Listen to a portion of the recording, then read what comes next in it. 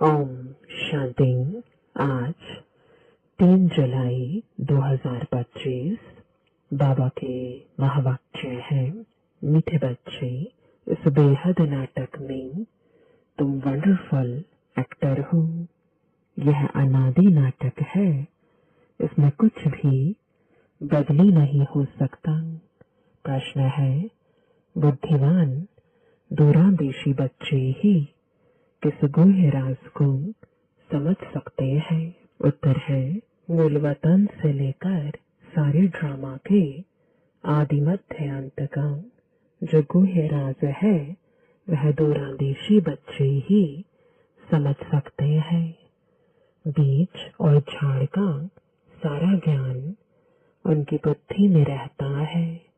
वह जानते हैं इस बेहद के नाटक में आत्मा रूपी एक्टर जो यह चोला पहनकर पाठ बजा रही है, इसे सतयुग से लेकर कलयुग तक पाठ बजाना है। कोई भी एक्टर बीच में वापस जा नहीं सकता। गीत है तो निरात गवाई सोके। शांति। यह गीत बच्चों ने सुना। अब इसमें कोई अक्षर राइट भी है तो रॉन्ग भी है।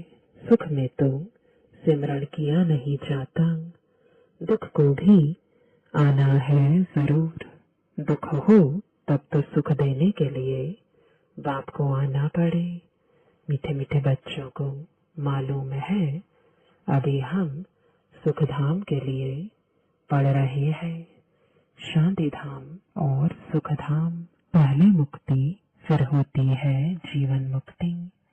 शांति धाम घर है, वहाँ कोई पाठ नहीं बजाया जाता।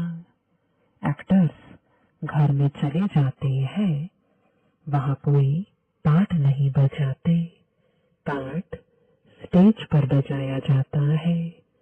यह भी स्टेज है। जैसे हद का नाटक होता है, वैसे यह बेहद का नाटक है। इनके आदि मध्य अंत का राज सिवाय बाप के और कोई समझा ना सके। वास्तव में यह यात्रा अथवा युद्ध अक्षर सिर्फ समझाने के काम में लाते हैं। बाकी इसमें युद्ध आदि कुछ है नहीं। यात्रा भी अक्षर है, बाकी है तो याद करते करते पावन बन जाएंगे। यह यात्रा पूरी भी यहाँ ही होगी, कहाँ जाना नहीं है।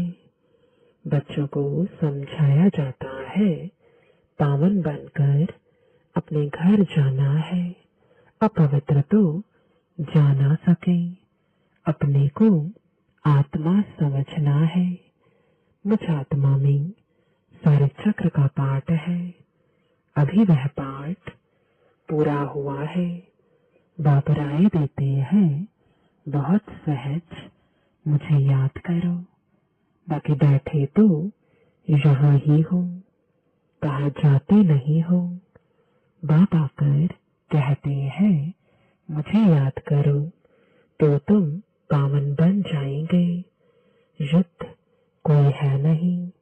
अपने को तमो प्रधान से सतो प्रधान बनाना है। माया पर जीत पानी है। बच्चे जानते हैं 84 का चक्र पूरा होना है।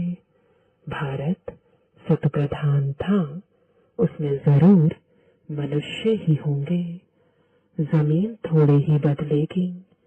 अभी तुम जानते हो हम सतो प्रधान थे, फिर तमो प्रधान बने। अब फिर सतो प्रधान बनना है। मनुष्य पुकारते भी हैं कि आकर हमको पतत से पावन बनाओ, परंतु वह कौन है, कैसे आते हैं, कुछ नहीं जानते। अभी बाबा ने तुम्हें समझदार बनाया है। कितना ऊंच मर्तबा तुम पाते हो। वहाँ के गरीब भी बहुत ऊंचे हैं। यहाँ के साहूकारों से फल कितने भी बड़े बड़े राजाएं थे, धन बहुत था, परंतु है तो विकारी ना। इनसे वहाँ की साधारण प्रजा भी बहुत ऊंच बनती है। बाबा फर्क बतलाते हैं। रावण का परछाया आने से पतित बन जाते हैं। निर्विकारी देवताओं के आगे अपने को पतित कह माथा जाकर टेकते हैं। बाप यहाँ आते हैं तो फट से ऊंच चढ़ा देते हैं। सेकंड की बात है, अभी बाप ने तीसरा नेत्र दिया है ज्ञान का। तुम बच्चे दूरादेशी बन जाते हो। ऊपर मूल वतन से लेकर सारे ड्रामा का चक्र तुम्हारी बुद्धि में याद है। जैसे हद का ड्रामा देखकर फिर आए सुनाते हैं ना, क्या क्या देखा बुद्धि में भरा हुआ है जो वर्णन करते हैं। आत्मा में भरकर आते हैं, फिर आकर डिलीवरी करते हैं। यह फिर है बेहद की बातें। तुम बच्चों की बुद्धि में इस बेहद ड्रामा के आदि मध्य अंत का राज रहना चाहिए, जो रिपीट होता रहता है। उस हद के नाटक में तो एक एक्टर निकल जाता है तो फिर बदले में दूसरा आ सकता है। कोई बीमार हुआ तो उनके बदले फिर दूसरा ऐड कर देंगे। यह तो चैतन्य ड्रामा है। इसमें जरा भी अदली बदली नहीं हो सकती। तुम बच्चे जानते हो हम आत्मा है। यह शरीर रूपी चोला है जो पहनकर हम बहुरूपी पाठ बजाते हैं। नाम रूप देश फीचर्स बदलते जाते हैं। एक्टर्स को अपनी एक्ट का तो मालूम होता है ना। बाप बच्चों को यह चक्र का राज तो समझाते रहते हैं। सतयुग से लेकर कलयुग तक आते हैं फिर जाते हैं, फिर नए सिर आकर पाठ बजाते हैं। इनकी डिटेल समझाने में टाइम लगता है। बीच में भर नॉलेज है, फिर भी समझाने में टाइम तो लगता है ना। तुम्हारी बुद्धि में सारा बीज और झाड़ का राज है। सो भी जो अच्छे बुद्धिवान है वही समझते हैं कि इसका बीज ऊपर में है। इनकी उत्पत्ति, पालना और संहार कैसे होता है, इसलिए त्रिमूर्ति भी दिखाया है।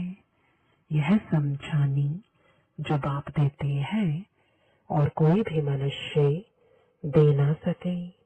जब यहाँ आए तब पता पड़े, इसलिए तुम सबको कहते हो यहाँ आकर समझो। कोई कोई बहुत कट्टर होते हैं तो कहते हैं हमको कुछ सुनना नहीं है। कोई तो फिर सुनते भी हैं, कोई लिटरेचर लेते हैं, कोई नहीं लेते हैं। तुम्हारी बुद्धि अभी कितनी विशाल दूरांदेशी हो गई है। तीनों लोगों को तुम जानते हो। मूल वतन जिसको निराकारी दुनिया कहा जाता है, बाकी सूक्ष्म वतन का कुछ भी है नहीं। कनेक्शन सारा है मूल वतन और स्थूल वतन से। बाकी सूक्ष्म वतन तो थोड़ा टाइम के लिए है। बाकी आत्माएं सब ऊपर से यहाँ आती है पाठ बजाने। यह झाड़ सब धर्मों का नंबरवार है। यह है मनुष्यों का झाड़ और बिल्कुल एक्यूरेट है। कुछ भी आगे पीछे हो ना सके।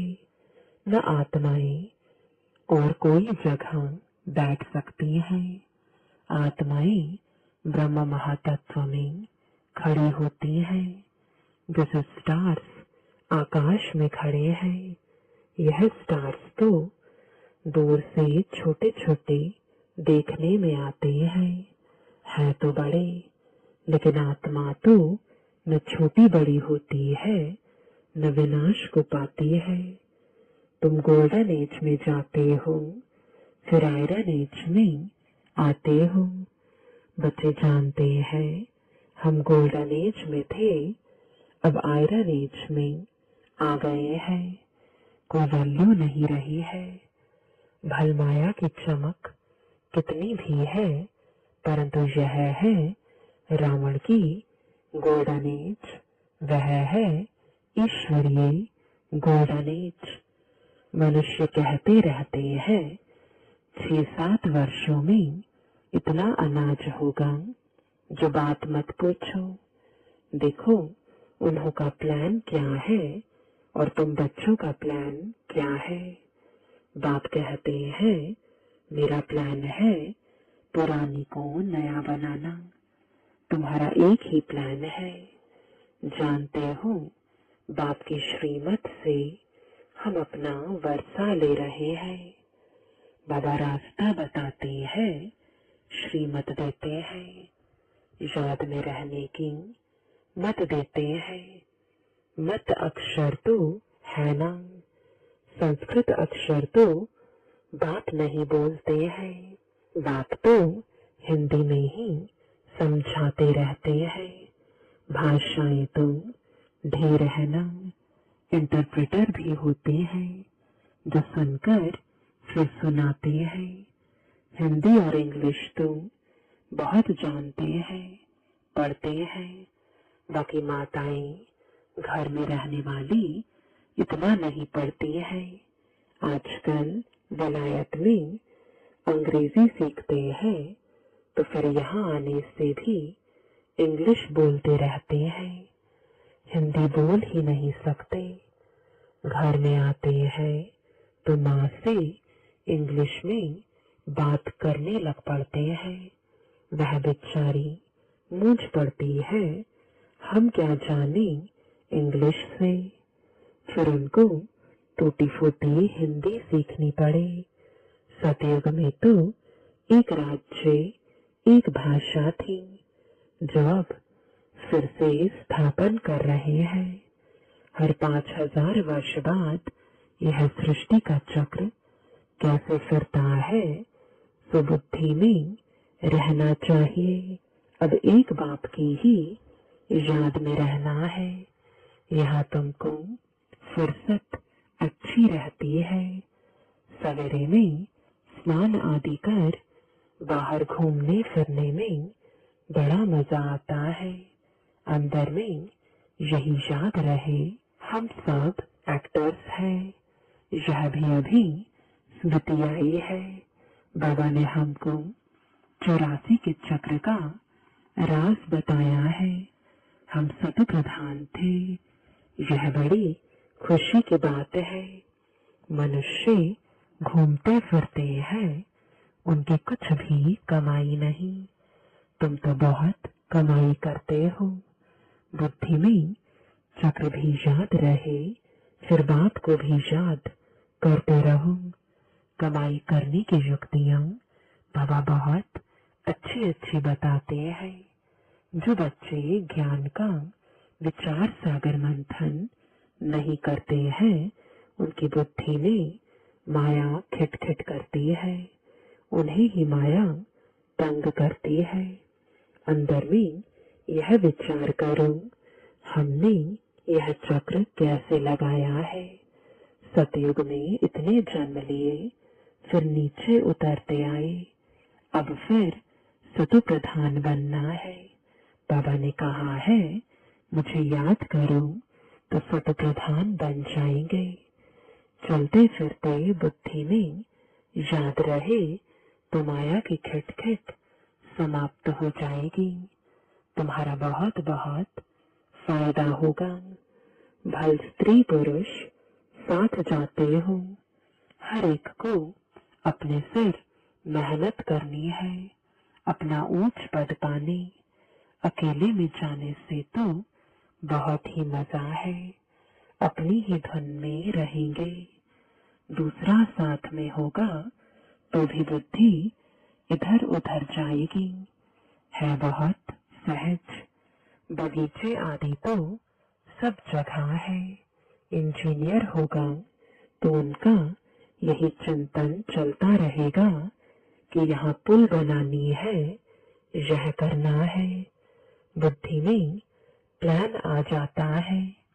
तुम भी घर में बैठो, फिर भी बुद्धि उस तरफ लगी रहे। यह आदत रखो तो तुम्हारे अंदर यही चिंतन चलता रहे। पढ़ना भी है, धंधा आदि भी करना है। बूढ़े जवान बच्चों आदि सबको पावन बनना है। आत्मा को हक है बाप से वर्षा लेने का। बच्चों को भी छोटेपन में ही यह बीज पड़ जाए तो बहुत अच्छा। आध्यात्मिक विद्या और कोई सिखा ना सके। तुम्हारी यह जो आध्यात्मिक विद्या है, यह तुमको बाप ही आकर पढ़ाते हैं।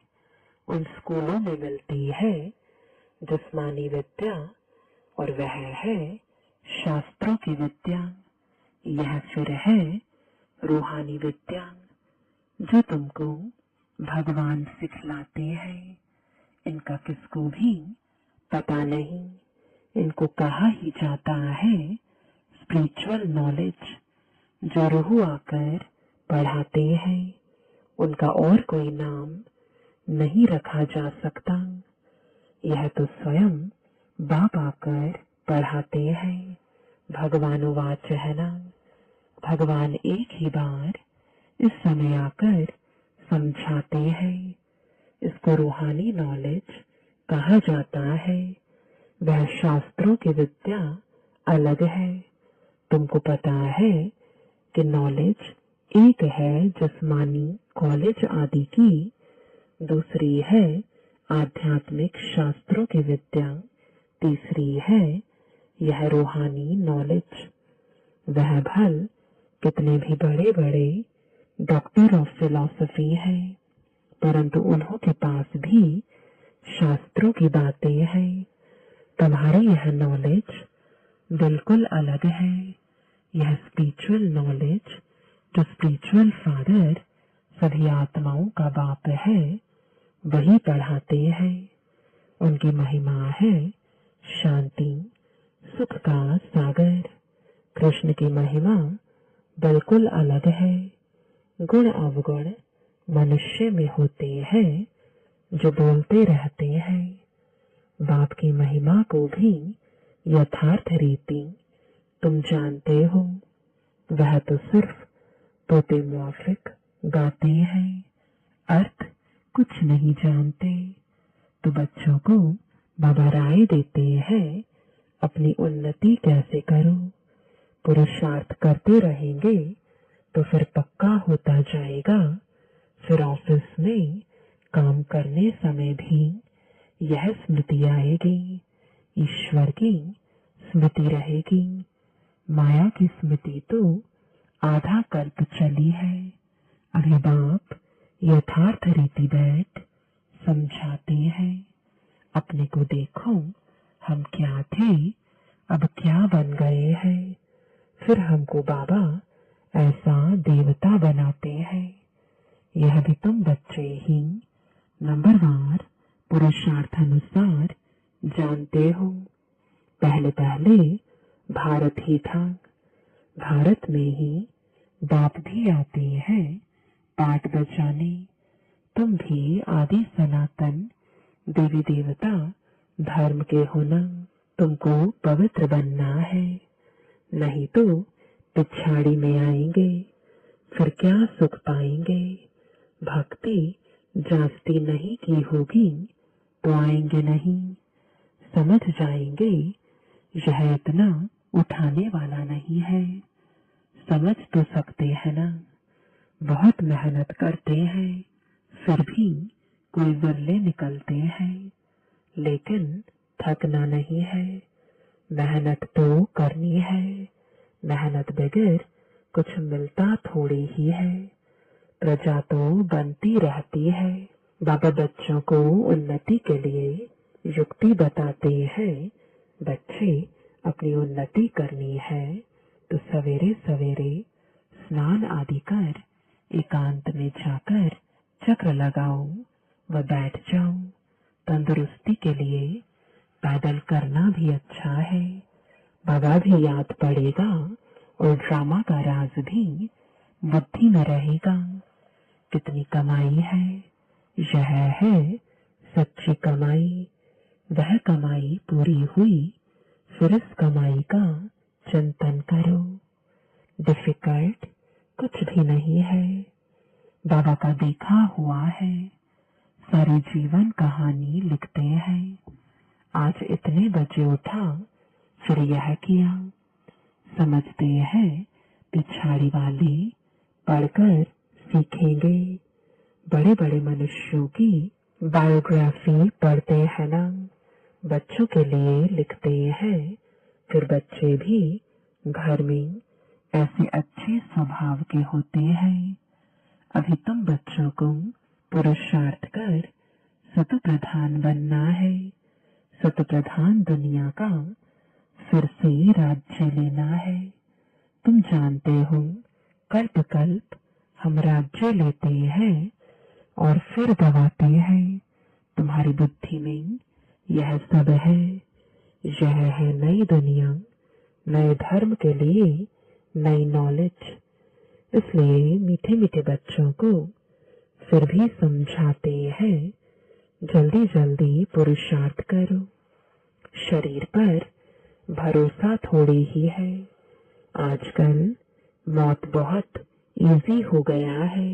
वहाँ अमर लोक में ऐसी मृत्यु कब होती नहीं। यहाँ तो बैठे बैठे कैसे मर जाते हैं। इसलिए अपना पुरुषार्थ करते रहो, जमा करते रहो। अच्छा, मीठे मीठे सिकिलते बच्चों प्रति माता पिता बाप दादा का याद प्यार और गुड मॉर्निंग। रूहानी बाप की रूहानी बच्चों को नमस्ते। रूहानी बच्चों की रूहानी बाप दादा को गुड मॉर्निंग और नमस्ते। धारणा के लिए मुख्य सार है। पहला, बुद्धि को ज्ञान चिंतन में बिजी रखने की आदत डालनी है। जब भी समय मिले एकांत में जाकर विचार सागर मंथन करना है। बाप को याद कर सच्ची कमाई जमा करनी है। दूसरा, दूरादेशी बनकर इस बेहद के नाटक को यथार्थ रीति समझना है। सभी पाठधारियों के पाठ को साक्षी होकर देखना है। वरदान है, मधुरता के वरदान द्वारा सदा आगे बढ़ने वाली श्रेष्ठ आत्मा भव। मधुरता ऐसी विशेष धारणा है जो कड़वी धरनी को भी मधुर बना देती है। किसी को भी 2 घड़ी मीठी दृष्टि दे दो, मीठे बोल बोल दो, तो किसी भी आत्मा को सदा के लिए भरपूर कर देंगे। 2 घड़ी की मीठी दृष्टि व बोल उस आत्मा की सृष्टि बदल देंगे। आपके 2 मधुर बोल भी सदा के लिए उन्हें बदलने के निमित्त बन जाएंगे। इसलिए मधुरता का वरदान सदा साथ रखना, सदा मीठा रहना और सर्व को मीठा बनाना। स्लोगन है, हर परिस्थिति में राजी रहो तो राजयुक्त बन जाएंगे। आज का अव्यक्त इशारा, संकल्पों की शक्ति जमा कर श्रेष्ठ सेवा के निमित्त बनो। जब और सब संकल्प शांत हो जाते हैं, बस एक बाप और आप इस मिलन की अनुभूति का संकल्प रहता है, तब संकल्प शक्ति जमा होती है और योग पावरफुल हो जाता है। इसके लिए समाने व समेटने की शक्ति धारण करो। संकल्पों पर फुल ब्रेक लगे, ढीली नहीं। अगर 1 सेकंड के बजाय ज्यादा समय लग जाता है तो समाने की शक्ति कमजोर है।